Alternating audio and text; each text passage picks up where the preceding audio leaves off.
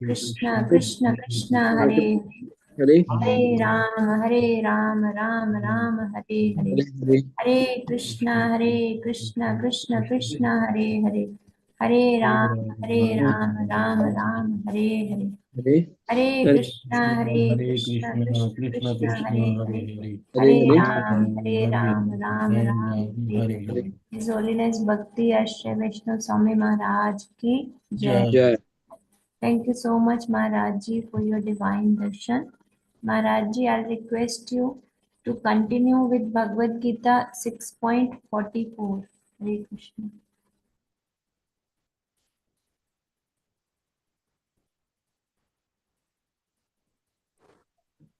हरे कृष्णा।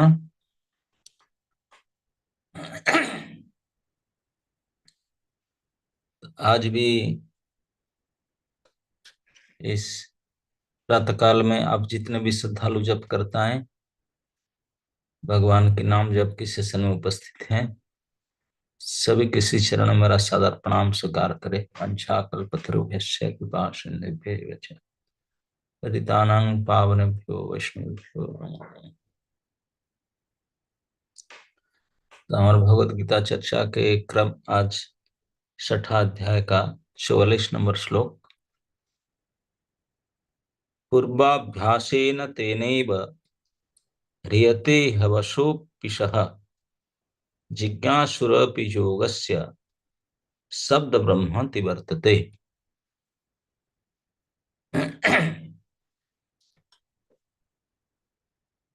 अपने पूर्व जन्म की दैवी चेतना से वह ना चाहते हुए भी स्वतः योग के नियमों की ओर आकर्षित होता है। ऐसा जिज्ञासु योगी शास्त्र के अनुष्ठान से परे स्थित होता है।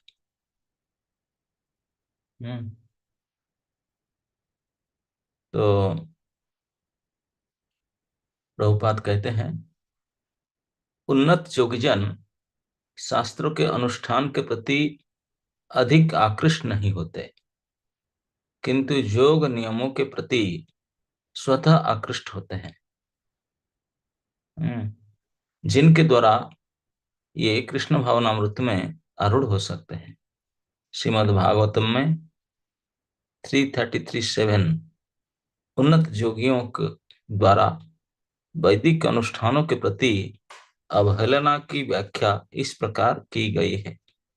अहो पत्सपचतो गरियान जिह्वाग्रे वर्तते नाम तुभ्यम ते पुस्तपस्ते जुहुवु सुष्णुरार्या ब्रह्म न गृणन्ति ये ते। हे भगवान, जो लोग आपके पवित्र नाम का जप करते हैं, वे चांडालों के परिवार में जन्म लेकर भी आध्यात्मिक जीवन में अत्यधिक प्रगत होते हैं।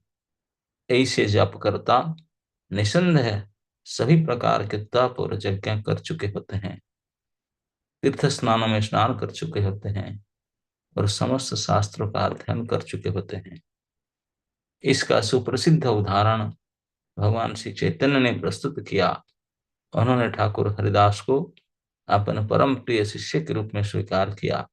यद्यपि हरिदास का जन्म एक मुसलमान परिवार में हुआ था, किंतु भगवान चैतन्य ने उन्हें नामाचार्य की पदवी प्रदान की, क्योंकि ये प्रतिदिन नियम पूर्वक 3 लाख भगवान के पवित्र नामों हरे कृष्ण कृष्ण कृष्ण हरे हरे, हरे राम राम राम हरे हरे का जप करते थे।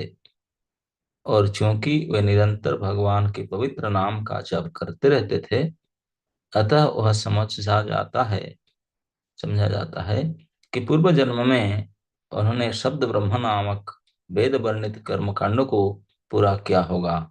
अतएव जब तक कोई पवित्र नहीं होता, तब तक कृष्ण भावनामृत के नियमों को ग्रहण नहीं करता या भगवान के पवित्र नाम हरे कृष्ण का जप नहीं करता।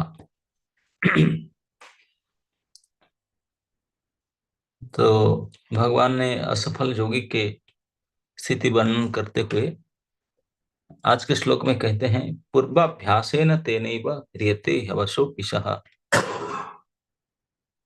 पिछले श्लोक में भगवान कहे थे कि जो असफल योगी अपने पूर्व जन्म के बुद्धि को प्राप्त करता है, बुद्धि संयोग को प्राप्त करता है, तत्र तंग बुद्धि संयोगं लभते पूर्व देहिकम। पहले जन्म के उनका जो संस्कार था, जितने कृष्ण भक्ति में उन्होंने आगे प्रयास करके बढ़ा था, जो उनका समझ था, तो ये चेतना जो प्राप्त किया था, कर चुका था उन्हें अभ्यास आदि करके, ये बुद्धि को प्राप्त कर जाता है। इसी को और पूर्व देह में जितना किया था उसको प्राप्त कर जाता है, और प्राप्त करके वर्तमान स्थिति में सफलता के लिए पूर्ण प्रयत्न में लग जाता है। तो मानो ये प्रश्न उठ सकता है, ठीक है, उन्होंने बुद्धि संयोग पहले जन्म में, पहले शरीर में जो जो जितने साधना किया था, जो चेतना कर रहा था, वो तो प्राप्त कर लिया, लेकिन अभी जन्म में चारों तरफ प्रतिकूल परिस्थिति हो, घर वाले साथ ना देते हो, परिस्थिति से खराब हो, ऐसे हो, और नाना प्रकार की विपत्ति, किसी कुछ गड़बड़ी आए हो, तब क्या करे? हैं? उनको तो पता चला भक्ति करना चाहिए, ये स्थिति समझ में आ गया, लेकिन परिस्थिति अनुकूल नहीं, माता पिता साथ नहीं देते हैं, भाई बहन साथ नहीं देते हैं, सब प्रकार से अड़चन आता है, तो शरीर भी साथ नहीं देता, तो फिर क्या करे?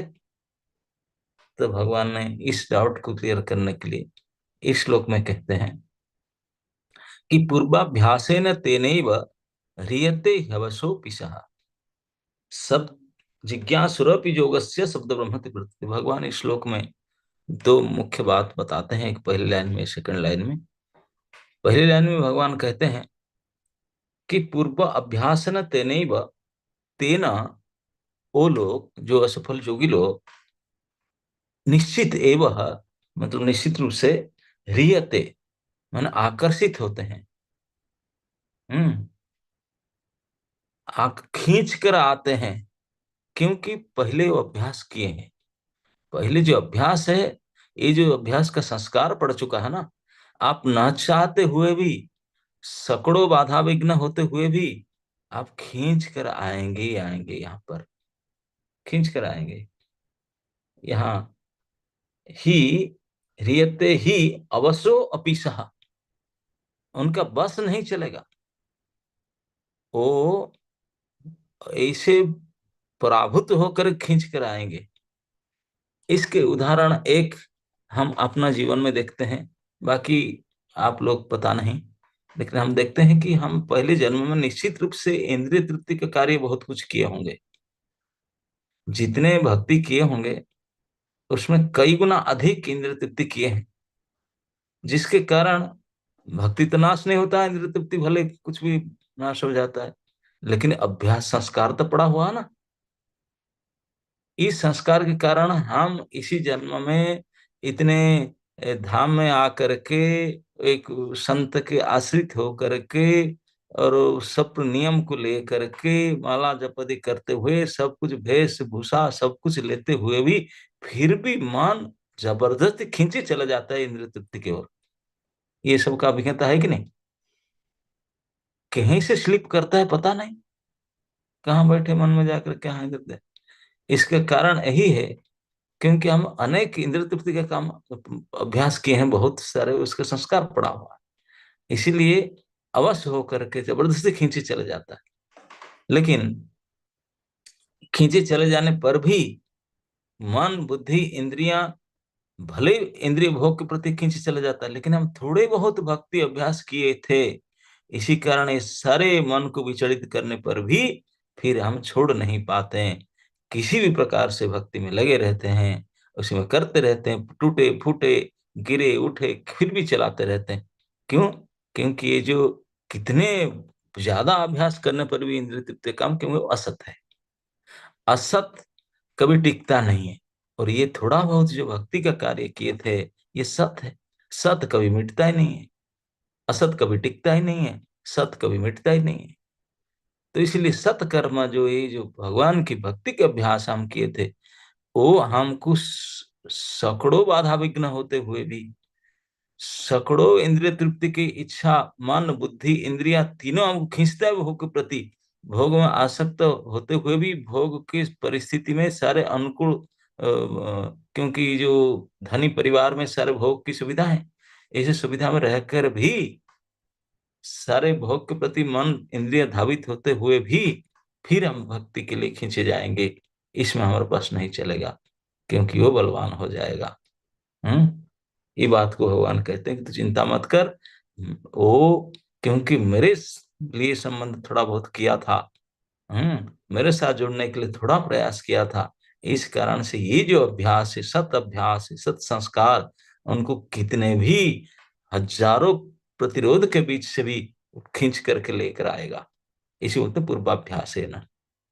ये पूर्वाभ्यास यदि बहुत हम गलत अभ्यास किए थे, लेकिन ये अच्छा अभ्यास, सत अभ्यास थोड़ा सा क्या थे, इस थोड़ा सा सत अभ्यास बहुत पावरफुल होता है।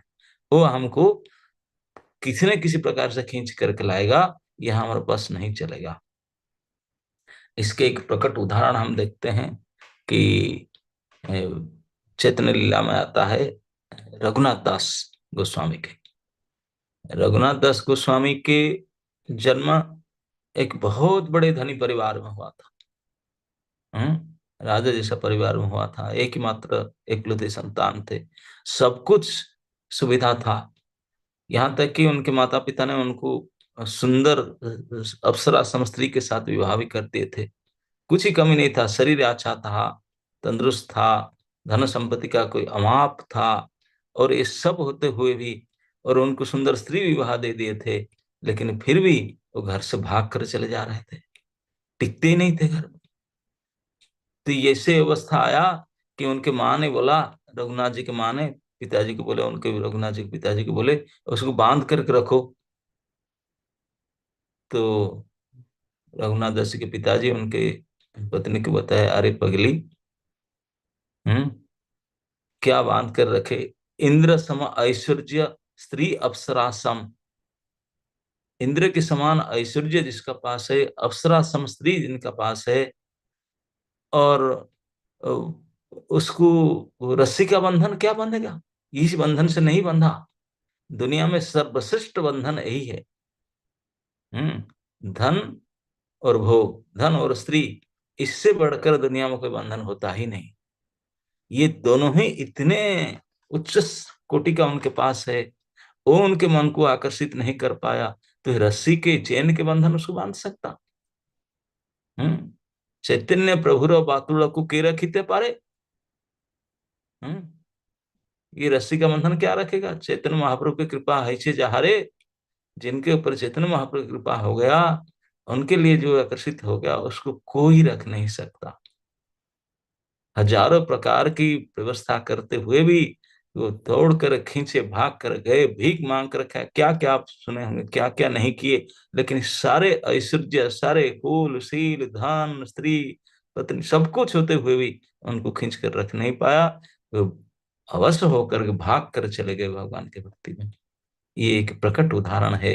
भगवान जो कहते हैं रियते, आकर्षित होते खींचे जाते हैं अवश्य होकर के। अवश्य शब्द का अर्थ उनका बस नहीं चलता, उनका बस नहीं चलता। यद्यपि सारे सुविधाएं उनके पास है, भोग की सामग्री प्रचुर परिमाण में मौजूद है, लेकिन वो अपने आप को बस नहीं कर सकते, अपने आप को बस कर नहीं सकते, वो खींचे जाते हैं। अपना बस चलेगा ही नहीं। तो इसी को कहते हैं, प्रभुपाद जी ने तात्पर्य में ये, ये लिखते हैं पहले लाइन में कि जो उन्नत योगीजन है वो शास्त्र अनुष्ठान को ध्यान नहीं देते हैं, वो योग के नियम के प्रति आकर्षित होते हैं। ये योग है क्या, योग के नियम के प्रति आकर्षित होते हैं। और शास्त्र अनुष्ठान क्या है, योग के नियम क्या है। शास्त्र अनुष्ठान है कर्म कांड, जो शब्द ब्रह्म इस श्लोक में आया, शब्द ब्रह्म शास्त्र को कहते हैं। वैदिक तो वेद में भगवान ने अर्जुन को कहे, त्रैगुण्या विषया वेदा निस्त्रिगुण्य भव अर्जुन। अर्जुन, ये वेद में तीन गुण में ऐसे भोग की भी, ऐसे करने से ऐसे मिलेगा, ऐसे करने से ऐसे होगा, ऐसे नाना प्रकार के भोग के विषय वर्णित है। और तो इसलिए ऊपर उठो, ऊपर उठो, इस वैदिक की भोग विषय से इंद्रिय तृप्ति से ऊपर उठो, आध्यात्मिक जीवन को ऊपर उठो। आध्यात्मिक जीवन का शुरुआत होता है जिज्ञासा से, अथा तो ब्रह्म जिज्ञासा। इसी को भगवान ने कहते हैं जिज्ञास रूपी, जो केवल इसी भगवान के संबंध के बारे में जिज्ञास करते हैं। योग क्या है? इसमें लिखा है कि उन्नत जोगी जन शास्त्रों की अनुष्ठान के प्रति आकृष्ट नहीं होते, किंतु योग के नियम के प्रति आकृष्ट होते हैं। ये योग है क्या? योग मतलब जोड़ना। किससे जोड़ना? भगवान के साथ जोड़ना। जीवात्मा का भगवान के साथ जो संबंध है, इसी कहते हैं योग। अच्छे समझ लीजिए, जीवात्मा का परमात्मा के या जीवात्मा का भगवान के साथ जो संबंध है, भगवान है कृष्ण, हमारा कृष्ण के साथ जो संबंध है ये योग। इस संबंध के बारे में जानने के लिए उन्नत योगीजन ज्यादा ज्यादा आकर्षित रहते हैं, ज्यादा इच्छा प्रकट करते हैं, ना कि इंद्रिय तृप्ति के बारे में। ये सब जो स्वर्ग प्राप्ति के लिए यज्ञ भज्ञ करना, पूजा ये सब करना, ये सब नहीं करते। बोलते नहीं, भगवान से संबंध स्थापित करने के लिए उपाय। क्योंकि भगवान के साथ संबंध जो है, ये प्रत्येक लाखों करोड़ जीव का भगवान के साथ एक विशेष संबंध होता है। वर्तमान स्थिति में हम ना तो केवल भगवान को भूले, भगवान के साथ हमारा संबंध को भी भूल गए हैं। तो इसलिए इस संबंध के बारे में जानने के लिए जो कोई प्रयास करता है, थोड़ा जिज्ञासा भी करता है, ये तथा कथित बड़े बड़े ध्यानी ज्ञानी जो जो याज्ञिक ब्राह्मण, उनसे कई ऊपर उठ जाते हैं। ये शास्त्र के इंद्रिय तृप्ति की योग अनुष्ठान, यज्ञ अनुष्ठान से कई गुना ऊपर है। ये तो अभी योग शुरू ही नहीं किया था, केवल जिज्ञासा कर रहे हैं। योग भ्रष्ट तो और कितने बड़ा हो। इसलिए भक्ति की महिमा इसमें देखिए, भगवान योग भ्रष्ट की बात बताते हैं।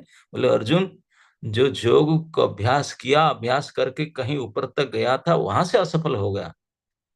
ऐसा नहीं, जो जो आपका कौन सा बोर्ड एग्जाम, 12th बोर्ड में जो फेल होते हैं, तो कम से कम 12th बोर्ड तो अपियर किए होंगे ना, कई कुछ पढ़े होंगे, ट्यूशन किए होंगे, कुछ किए होंगे, यहाँ तक तो गए होंगे। अब यहाँ कहते जो बोर्ड के लिए प्रयास कर, मतलब 10th में बैठा है, अब एडमिशन नहीं किया है, जिज्ञासा कर रहा है कि क्या कोर्स है। जिज्ञासा मतलब पूछताछ करना कि सिलेबस में क्या आएगा, कौन सा सब्जेक्ट लो। बोलते हैं वो जो जिज्ञासा करता है, जिज्ञासुरपि योगस्य, इस संबंध के बारे में जो जिज्ञासा मात्र करता है, वो भी वैदिक शब्द ब्रह्म का जो कर्मानुष्ठान है, यज्ञ आदि से कई ऊपर उठ जाता है, उससे ऊपर। पर जोग भ्रष्ट तो कितने बड़ा है, क्योंकि जोग भ्रष्ट तो जिज्ञासु से कई ऊपर का कोटि का है ना। ये तो अभी सिलेबस के बारे में पूछ रहा है, वो तो ऑलरेडी अपियर एग्जाम करके कुछ एक आध सब्जेक्ट में प्लग डाउन हो गया, लेकिन एग्जाम तक गया कि नहीं 12th बोर्ड तक। तो इसलिए कितने ऊपर की बात है।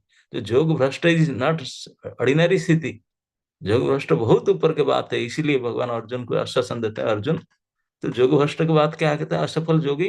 अरे जो जोगी के बारे में पूछताछ करता है, ये भी तो इतनी बड़ा पोजीशन है कि शब्द ब्रह्मति वर्तते। इस वैदिक अनुष्ठान, ये सब स्वर्ग प्राप्ति की इच्छा, इससे कई ऊपर उठ जाता है इसको। केवल जो पूछताछ करता है, जिज्ञासा मात्र करता है, जिज्ञासु अभियोग से। और जो योग प्रैक्टिस करके आगे बढ़ करके थोड़ा सा सफलता प्राप्त नहीं कर, असफल हो गया, वो तो बहुत ऊपर की बात है। उनका फर्क कैसे सोचता है, क्योंकि वो प्रैक्टिस किया था योग के लिए, मेरे साथ जुड़ने के लिए प्रैक्टिस किया था। वो प्रैक्टिस केवल सत्य प्रैक्टिस है, दुनिया में बाकी कोई चीज सत्य नहीं है। हम मरते समय बोलते ना, हरि नाम सत्य है, राम नाम सत्य है, क्योंकि वास्तविक ही सत्य है। अब जगत में और कोई सत्य नहीं इसके अलावा, हरि के अलावा, कि हरि के नाम के अलावा। तो इसलिए ये सत्य के अभ्यास जो थोड़े बहुत किए थे, ये सत्य के अभ्यास उनको बरबस न चाहते हुए भी, सारे हजार प्रतिरोध होते हुए भी, सांसारिक, शारीरिक, पारिवारिक, पारिपार्श्विक सारे तकलीफ होते हुए भी उसको खींच करके, वशीभूत बरबस करके भगवान के पास ले आएगा। जैसे रघुनाथ गोस्वामी खींच कर आए, कोई नहीं रख सके, ना माता, ना पिता, ना सिक्योरिटी गार्ड, ना कितने नियम निष्ठा, धन, स्त्री, पत्नी, कुछ नहीं, भोग सामग्री कुछ नहीं रख सका। चैतन्य चंद्र कृपा है चाहे, चैतन्य बातुल को के रखी पारे, के रखी पारे। कौन उसे रख सकता है? तो इसलिए एक बार हमको भगवान की कृपा के लिए प्रयास कर लेना चाहिए, भगवान के लिए मन ये अभ्यास कर लेना, थोड़ा सा भी अभ्यास बहुत बड़ी स्थिति है। इसी बोलते हैं पूर्वाभ्यास न तेनैव रहते वसो पिसा, क्योंकि पूर्व के जो अभ्यास हम लोग किए हैं, ये अभ्यास के संस्कार इतने मजबूत होता है। ये दुर्बल संस्कार जो इंद्रिय तृप्ति का संस्कार जो हमको खींच खांच करके ले जाता है, भक्ति में टिकने नहीं देता, और जो भक्ति के संस्कार थोड़ा बहुत है, ये कितने पावरफुल, क्योंकि ये सत संस्कार है, ये सत संस्कार। तो इसलिए आपको मन लगे या न लगे, ये गीता क्लास को अटेंड कीजिए, मन लगे या न लगे भगवान का नाम जप कीजिए, मन लगे या न लगे सत्संग कीजिए, भक्ति के कार्य में जुड़िए। इसी कहा जाता है किसी व्यक्ति का, भक्त का मन अगर भगवान की कथा श्रवण में, भगवान की पूजा उपासना में लगता है, ये समझो कि अनेक अनेक जन्मों का पुण्य उनका उदय हो गया। क्योंकि ये साधारण बात नहीं है, साधारण बात नहीं है कि निताई गौर सुंदर कृपति, कृष्ण बलराम कृपति, इनके प्रति पूजा का, उपासना का, भक्ति के भाव मन में आ जाना, एक करोड़ों जन्म के पुण्य का प्रकट होना, यही है, ऐसा नहीं। तो क्यों वही सत संस्कार तो खींच कर लाएगा, सारी व्यवस्था कितने प्रतिकूल हो अनुकूल कुछ ध्यान नहीं करेगा वो, क्योंकि पूर्वाभ्यास ही न तेने, क्यों पहले कभी अभ्यास किया था, पहले को इस अभ्यास मिटेगा तो नहीं, इस अभ्यास उसको रियत शब्द का अर्थ है आकर्षित करता है, आकर्षण करेगा, खींचेगा। कितने भी इंद्रिय तृप्ति में पड़े रहे, कितने भी भोग समृद्धि में पड़े रहे, वो खींचेगा, उसको खींच करके अवश्य कर देगा, उसको उसको बस नहीं चलेगा। अवश्य अवसो पिसह, इस प्रकार स्थिति में होते हुए भी भक्ति में लगा देता है। तो भक्ति क्या इतने इतने महान है, भगवान के साथ जो संबंध है, मैं कहता था कि किसी न किसी प्रकार से प्रत्येक जीव का संबंध तो भगवान के साथ है, जिसको हम भूल चुके हैं। तो उस संबंध को पुनर्जागृत करना, इसी के जागृत करने का उपाय को भक्ति कहा जाता है। शास्त्र में क्या है, कृष्ण प्रेम नित्य सिद्ध साध्य कबू न है, श्रवणादि शुद्ध चिते करई उदय। तो केवल श्रवण, अटेंटिव हियरिंग, शुद्ध भाव से ठीक से श्रवण करने से ये हमारे भूले हुए संबंध को जो को पुनः जागृत करता है, पुनः जागृत कर देता है। तो ये गुरुजनों के, भगवान की यही विशेष कृपा है, हमारे अंदर ये भक्ति के बीज दे देते हैं। उस भक्ति का अभ्यास करके हम पुनः अपने जो स्वरूप है, अपने असली स्वरूप सिद्ध, हम भगवान के साथ किस प्रकार से संबंधित है, किस सेवा में हम भगवान के जुड़े करते हैं नित्य, तो ये स्वरूप को हम प्राप्त कर पाते हैं। बाकी स्वरूप सिद्धि प्राप्त करने के लिए आत्म साक्षात्कार जो भी है, यही अपने अपने को ठीक से समझ लेना, आत्मा का क्या स्वरूप है ना, कृष्ण के दास है, कौन सा दास है, किस प्रकार का दास है, इसी को जान लेना, ये है स्वरूप सिद्धि। अपने को ठीक से जान लेना, और ये भक्ति के द्वारा ही किया जा सकता है। तो इसलिए जो भक्ति के अभ्यास करते हैं, भगवान बहुत प्रसन्न होकर के उनको हर प्रकार की सुविधा देते हैं।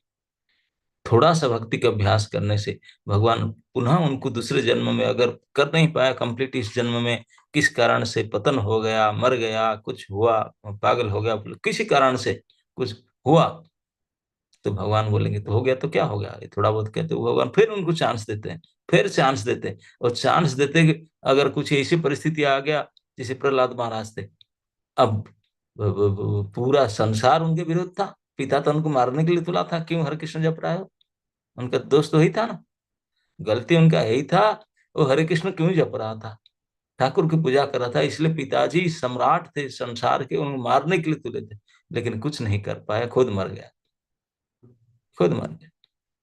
यही है भगवान की। और इसी जोग भ्रष्ट की स्थिति को बहुत ऊंचा बताने के लिए भगवान बोलते कि जोग में मतलब जिसे मैं कहता ना, ये परीक्षा आपका 12th बोर्ड में फेल होना, ये 5th क्लास 6th क्लास से बेटर है कि नहीं? और उनको पढ़ा सकता है, चौथा पंचवा का टीचर टीचर बन सकता है। तो इसी को बोलते हैं कि योग भ्रष्ट की स्थिति, क्या बताऊं, इतने ऊंचा है कि, क्योंकि एक तो पूर्वाभ्यास के कारण उसमें लगा रहता है। जिज्ञासुरपि योगस्य शब्द ब्रह्मति वर्तते, जो इसी योग का मतलब भगवान के साथ संबंध का, भक्ति का बारे में जो जानकारी प्राप्त करता है, जिज्ञासा करता है, जिज्ञासु, भक्ति के जिज्ञासु भी ये शब्द ब्रह्म, जो जाज्ञिक पुरुष है, यज्ञ प्रज्ञा करते हैं और सब बड़े ये संसारिक पारिवारिक सब ये सब प्रकार अनुष्ठान कार्य शास्त्र अनुष्ठान करते हैं, उनसे पिछड़ पछाड़ करके ऊपर उठ जाता है, उनसे कई ऊपर का बात है। और जोग भ्रष्ट तो जोग में ऑलरेडी प्रवृत्त हो करके फिर छुड़ा है, तो और कितने ऊंचा होगा उनका स्थिति। जब जिज्ञासुओं का स्थिति ये सांसारिक जागिंग जनों से ऊपर है, जो अनुष्ठान शास्त्रानुष्ठान करने के स्थिति से ऊपर है, तो योग में जो जुड़ करके असफल हुए, उनका कितने ऊपर की स्थिति है। तो इसलिए भक्ति में जोड़ करके असफल हो जाना भी ये कोई साधारण बात नहीं है। भागवत में पंचम स्कंद में नारद जी वेद व्यास की कथोपकथन प्रसंग में नारद जी ने कहते हैं कि जो घर में रह करके इंद्रिय तृप्ति के लिए हर प्रकार से स्वधर्म को पालन करके सब कुछ धर्म पालन कर बढ़िया बढ़िया काम किया, ये क्या अच्छा किया। और जो स्वधर्म आदि छोड़ करके त्यक्त्वा स्वधर्म चरणाम मुझम हरे भजंती अपक्व था। यदि अपक्व मतलब पक्व नहीं, मतलब परफेक्शन नहीं हुआ, लेकिन सब कुछ स्वधर्म आदि छोड़ दिया, घर सब छोड़ करके आपको भजन में लग गया, लेकिन भजन ठीक से कर नहीं पाया, तो बोलेगा तो माया ना राम। अरे फिर भी लस क्या हुआ उनका? इससे तो कई गुना बेटर है, कई गुना बेटर है जो स्वधर्म में स्वकर्म में पड़े हैं, क्योंकि भगवान की ओर आकर्षित है। His position is far far better. इसी को प्रभुपाद जी ने तात्पर्य बोलते हैं, अहोबत स्वचतो गरिया। जो जोगी जो भगवान के नाम जप करते हैं, भक्ति करते हैं, वो इस चंडाल परिवार में भी जन्म होने पर भी बड़े बड़े जाज्ञिक ब्राह्मण से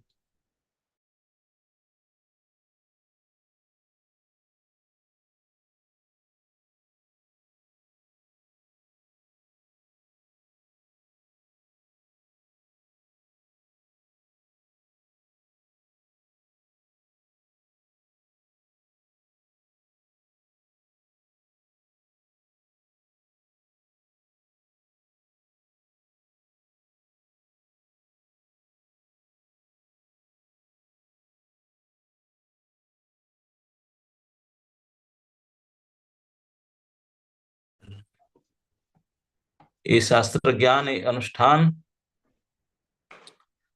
ये सब कुछ नहीं है भक्ति के सामने। इसलिए जो हरिदास ठाकुर के उदाहरण प्रभुपाद जी ने दिए, हरिदास ठाकुर मुसलमान परिवार में जन्म होने पर भी केवल हरे कृष्ण मंत्र जप कर रहे थे, इसी कारण भगवान उनको आचार्य पदवी में घोषित किए, नाम का आचार्य बने, है कि नहीं? तो यही है जोगी, जो भक्ति के अभ्यास करते हैं, भगवान के साथ जोड़ने के लिए प्रयास करते हैं, ये जोगी सर्वश्रेष्ठ होते हैं। और ये योग के अभ्यास में अगर आप कभी असफल भी हो जाते हैं, तो डोंट माइंड, उसमें दुख मत करो। असफल हो जाना भी बहुत बड़े ऊपर की स्थिति है।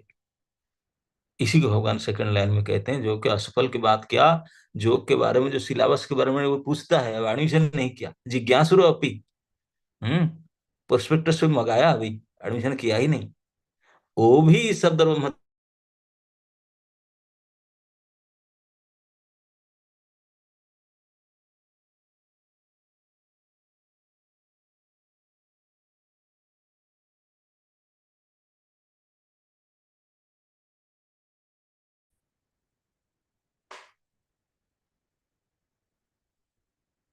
Okay. Hare Krishna. Thank you so much Maharaj ji. Maharaj ji, ये वाला श्लोक भी एक तरह से बहुत बड़ा आश्वासन वाक्य है क्योंकि हम जैसे पतित हमेशा ये सोचते ही हैं कि इस जीवन में तो सफलता हासिल होगी नहीं, तो आगे हमारा क्या होगा। लेकिन भगवान इतना बड़ा आश्वासन दे रहे हैं कि हम अपने असत संस्कारों को खत्म करके सत संस्कार की एक छाप बना रहे हैं। तो Maharaj, thank you so much for giving this divine lecture on this verse, और हमें एक बहुत बड़ा आश्वासन देने के लिए कि इस जन्म में नहीं तो अगले जन्मों में हमें सफलता मिलना तो ध्रुव है ही है। Thank you so much Maharaj जी। तो सभी भक्तगण महाराज जी का हरे कृष्ण महामंत्र 3 टाइम्स बोलकर धन्यवाद देंगे। हरे कृष्णा हरे हरे कृष्णा हरे कृष्णा हरे हरे हरे राम हरे राम राम राम हरे हरे हरे हरे हरे राम हरे हरे हरे हरे राम हरे राम हरे हरे।